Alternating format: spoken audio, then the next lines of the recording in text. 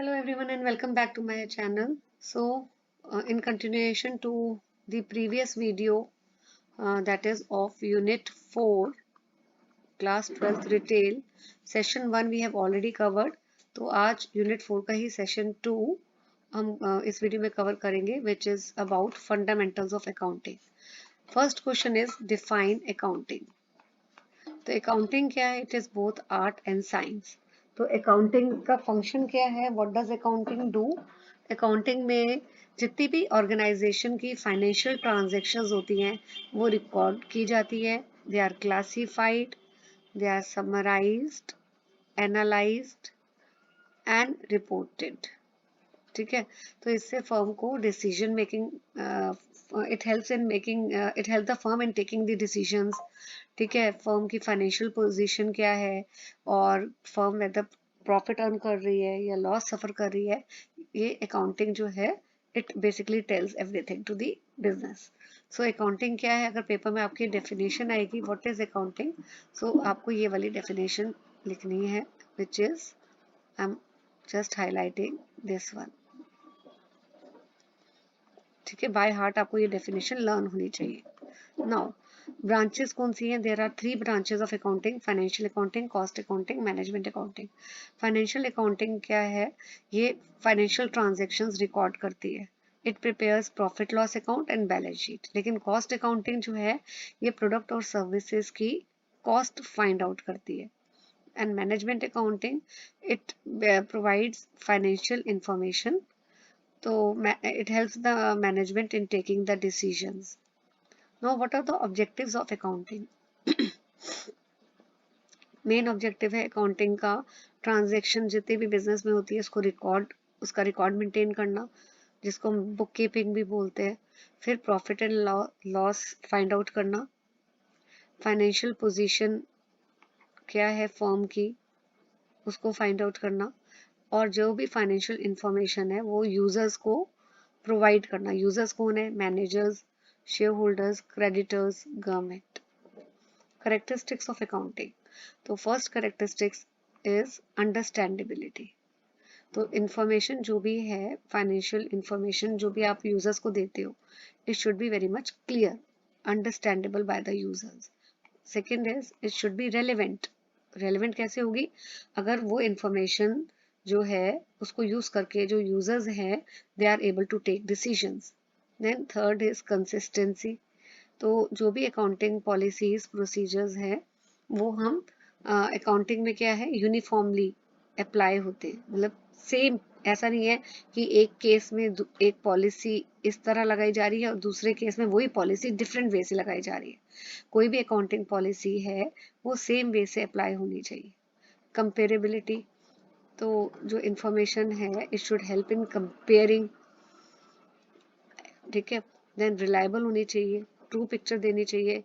And objectivity, it should be unbiased. What are the functions of accounting? तो ये जो definition थी ना, ये देखिए ये वाली जो मैंने सर्कल किया हुआ है, दिस वन, यही सारे फंक्शंस हैं अकाउंटिंग के देखा जाए तो.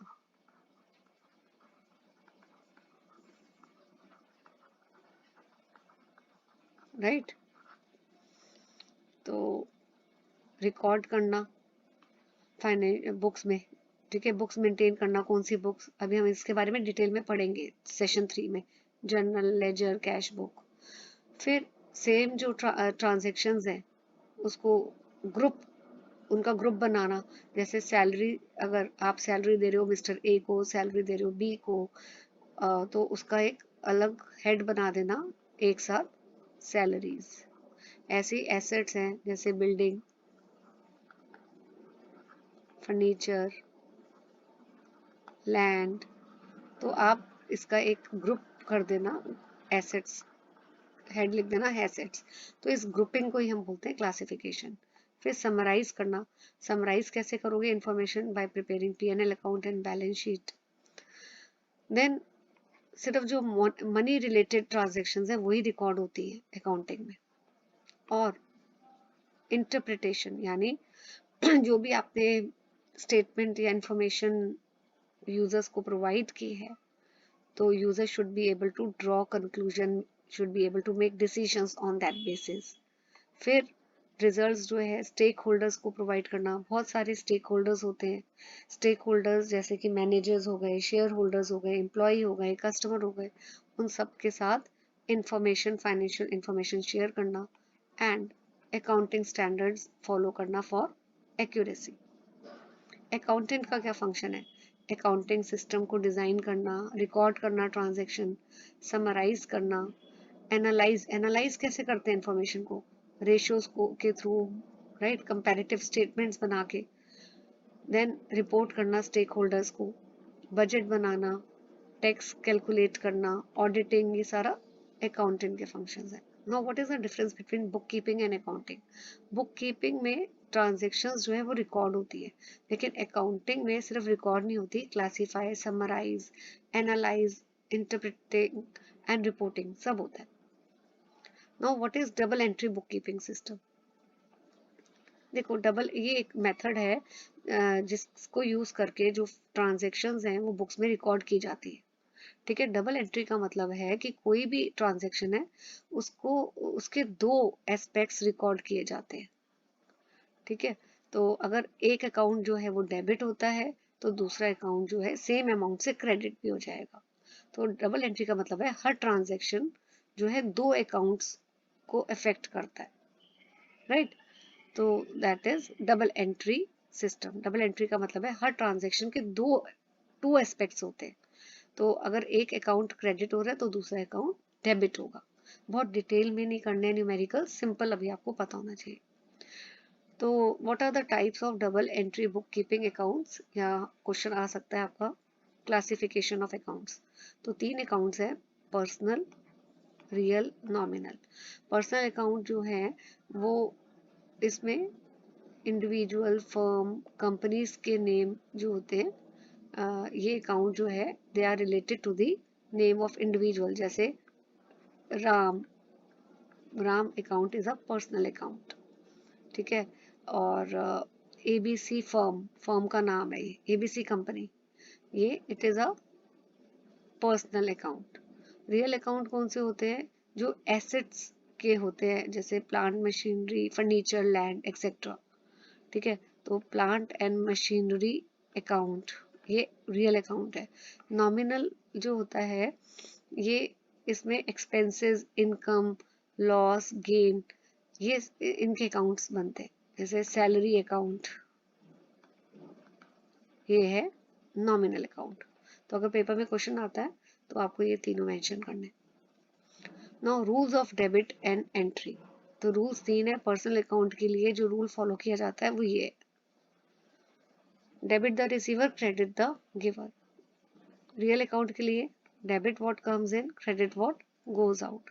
नॉमिनल अकाउंट के लिए debit expenses, losses, credit income and gains. Now अच्छा, ये हम कर ही चुके हैं। Financial cost management accounting repeat हो रहा है तो मैं नहीं करा रही हूँ। ठीक है, नाउ आई थिंक ऊपर हमने किया, लेट मी चेक अगेन। या फाइनेंशियल कॉस्ट एंड मैनेजमेंट हम कर चुके हैं। Okay, explain systems of accounting. तो कैश सिस्टम है, यहाँ पे जितनी भी अकाउंटिंग एंट्रीज होती है वो कैश में ही होती हैं। They are made only when cash is received और पेड। तो अगर कोई भी अभी पेमेंट ड्यू है या आपको नहीं मिला है फर्म को पैसा, तो उसकी अकाउंटिंग एंट्री नहीं होगी। सिर्फ वही ट्रांजेक्शन्स रिकॉर्ड की जाती है जिसमें कैश रिसीव हो या कैश पे कर दी हो। देन मर्केंटाइल और एक्रूअल सिस्टम। तो एक्स को एक्रूअल सिस्टम ऑफ अकाउंटिंग भी बोलते हैं,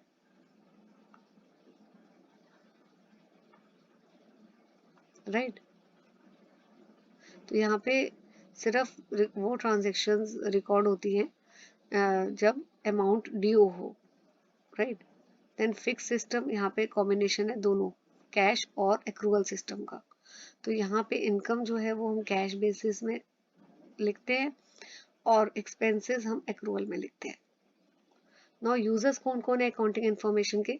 दो तरह के यूजर्स है, इंटरनल एंड एक्सटर्नल। इंटरनल कौन से होते हैं? Managers, employees. तो मैनेजर्स कौन होते हैं? जो बिजनेस को मैनेज करते हैं।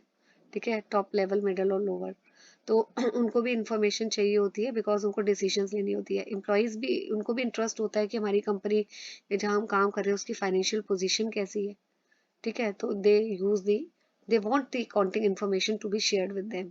एक्सटर्नल में कौन है? इन्वेस्टर्स जो कंपनी में पैसा लगा रहे हैं, उनको भी होता है कि हमने जिस कंपनी में पैसा लगाया, क्या वो कंपनी, हमारा पैसा सेफ है या नहीं। इसलिए उनको इंटरेस्ट रहता है कंपनी की फाइनेंशियल इंफॉर्मेशन में। क्रेडिटर्स कौन होते हैं? जो जो है बेसिकली लेंडर्स, मतलब कि जो पैसा उधार अपना देते हैं एज अ लोन कंपनी को, तो वो भी कंपनी की इंफॉर्मेशन में इनको इंटरेस्ट होता है। Government is also interested in the financial statement, right? So public, they are also interested, क्योंकि काफ़ी इट में make a substantial contribution to the local economy. Researchers, NGO, इन सबको इंटरेस्ट, ये सारे एक्सटर्नल यूजर्स में आते हैं। नाउ वेरियस अकाउंटिंग प्रिंसिपल्स, तो इसको हम दो कैटेगरीज में पढ़ेंगे। फर्स्ट है अकाउंटिंग कॉन्सेप्ट्स, राइट? वेट, इसको मैं हाईलाइट ही कर देती हूँ, बेटर है। पहला है अकाउंटिंग कॉन्सेप्ट्स और दूसरा है अकाउंटिंग कन्वेंशंस। तो अभी आप ये देखिए, ये जितने भी है बेटा, मैं इसको थोड़ा शॉर्ट कर देती हूँ। यस, ये देखिए, ये सारे अभी हम स्टडी करेंगे। ये अकाउंटिंग कॉन्सेप्ट्स है और अकाउंटिंग कन्वेंशंस, ये अकाउंटिंग कन्वेंशंस है। Now first is accounting concepts. ये क्या होते हैं? ये रूल्स होते हैं जो फॉलो किए जाते हैं जब भी ट्रांजैक्शंस बुक्स में रिकॉर्ड की जाती है। तो पहला है बिजनेस एंटिटी कॉन्सेप्ट। ये कॉन्सेप्ट में क्या बताया जाता है कि बिजनेस और ओनर, इनको हम अलग अलग सेपरेट पर्सन मानते हैं। ठीक है, अगर कोई भी ओनर जैसे कैश लेता है बिजनेस से, तो उसको हम ड्राइंग्स बोलते हैं। तो ओनर की पर्सनल मनी जो है वो ओनर की है और बिजनेस की मनी बिजनेस की रहेगी। तो ओनर और बिजनेस सेम नहीं है, ओनर को अलग पर्सन मानते हैं, बिजनेस को अलग पर्सन मानते हैं। Then comes going concern concept. इसमें हम ये माना जाता है कि जो बिजनेस है वो it is going to run for ever, हम बिजनेस को कभी क्लोज नहीं करेंगे। ठीक है, एसेट्स को जो है बिजनेस में रिकॉर्ड किया जाता है एट ओरिजिनल कॉस्ट, राइट? तो गोइंग कंसर्न का मतलब है कि business is going to continue for indefinite period of time.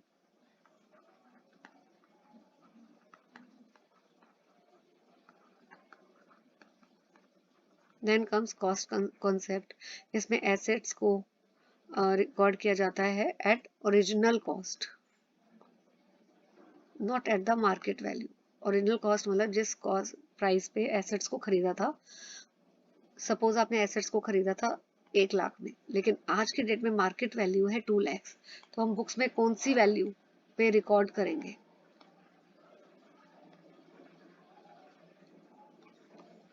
Original cost पे हम इसको ओरिजिनल कॉस्ट पे रिकॉर्ड करेंगे, मार्केट वैल्यू पे नहीं।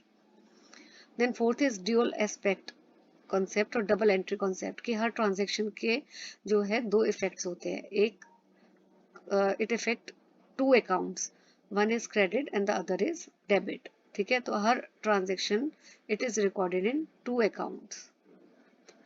तो जैसे goods are sold for cash, तो गुड्स बेच दिए, कम हो गए, तो गुड्स कम हो जाएंगे, डिक्रीज। लेकिन कैश हमारे पास आएगी तो कैश हो जाएगी increase. Now money measurement concept, कि हम वही ट्रांजेक्शन्स रिकॉर्ड करते हैं बिजनेस में जो हम मेजर कर सके in terms of money.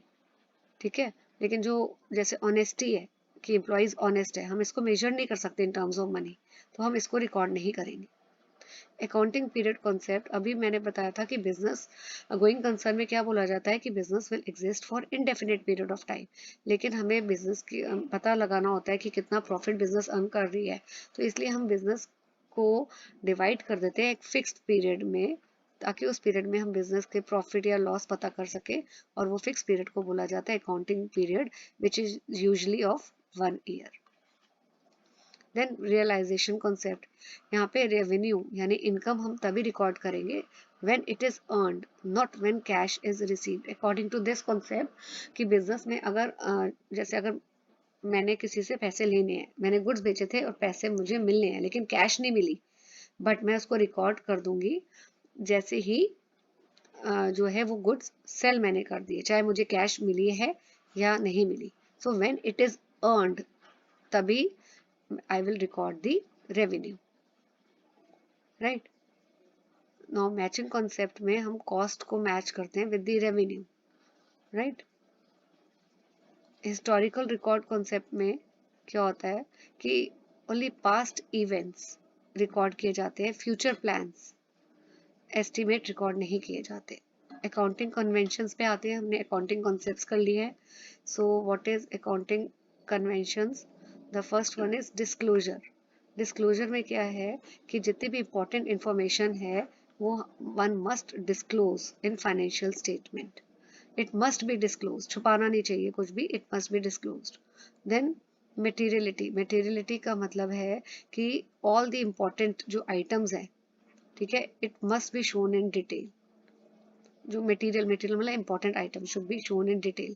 Consistency की, अगर हम कोई भी अकाउंटिंग मेथड फॉलो कर रहे हैं तो it should be used every year. ये नहीं नेक्स्ट ईयर आप मेथड चेंज कर लो.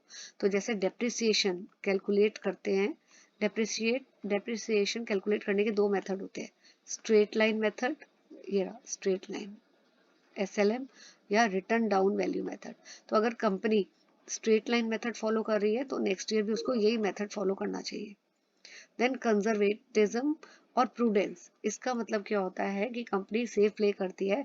अगर कंपनी को लगता है कि उसको फ्यूचर में प्रॉफिट्स होंगे वो उसको नहीं रिकॉर्ड करेगी, लेकिन अगर कंपनी को लगता है कि लॉसेस होंगे, एक्सपेक्ट कर रही है, तो उसको लिख देती है कंपनी, रिकॉर्ड कर लेती है.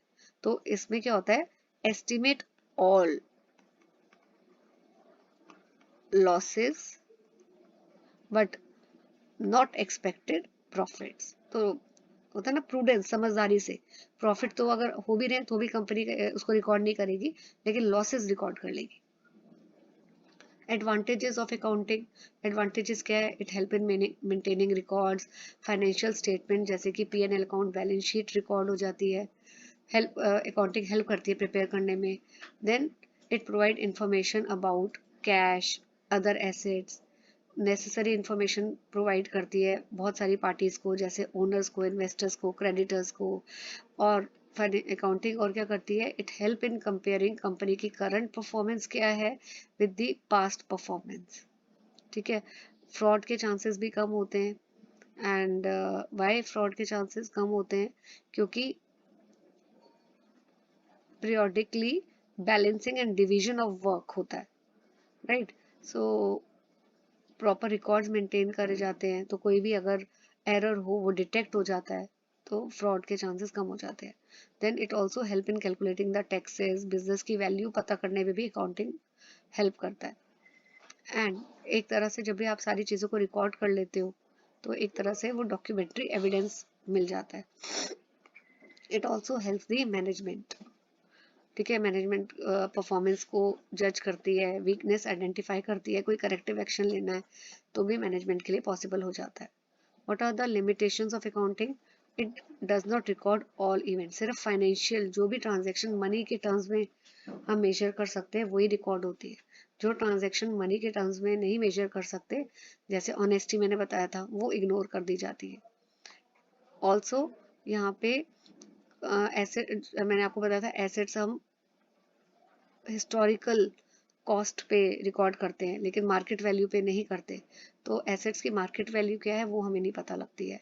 देन वैल्यूएशन जो भी होती है डेटर्स की, एसेट्स की, वो एस्टिमेट्स पे होती है. ठीक है. तो it can be inaccurate also. Right. inadequate detail on cost and profit. So these are the certain shortcomings. Right. Now after this session 3 I will be covering in the next video. Till then, stay tuned to my channel. Thank you for watching the video.